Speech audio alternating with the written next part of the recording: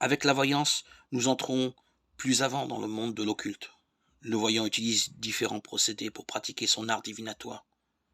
Tarot, lecture des lignes de la main, boule de cristal, numérologie, médiumnité, télépathie, captopromancie, la divination par le miroir, les rêves prémonitoires. Dans les Actes des Apôtres, l'apôtre Paul est confronté à une pythonisse, une jeune servante qui avait en elle un esprit de voyance, qui le poursuit de ses cris. Saint Paul se retourne et ordonne à l'esprit de quitter cette femme au nom de Jésus-Christ. Acte 16, 18. La femme est alors immédiatement libérée de l'esprit. Mais ceux qui convoitaient les prédictions de la pythonisse sont furieux et décident de mettre à mort Saint Paul. Contrairement à Dieu, l'homme ne peut connaître l'avenir car il est engagé dans le temps. Les anges, bons ou mauvais, ne connaissent pas l'avenir autrement que dans la mesure permise par Dieu.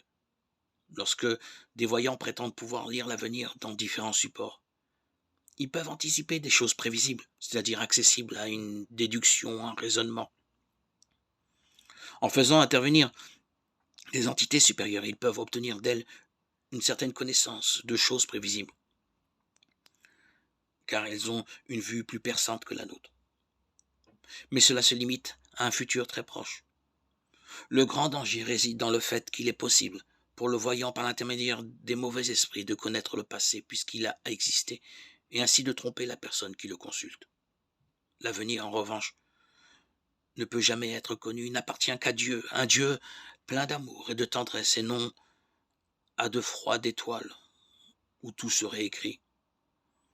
Là, il y a mise en danger par l'homme de sa propre liberté, dépendance psychologique, risque de manipulation par des esprits dont on ne sait d'où ils proviennent. En fait,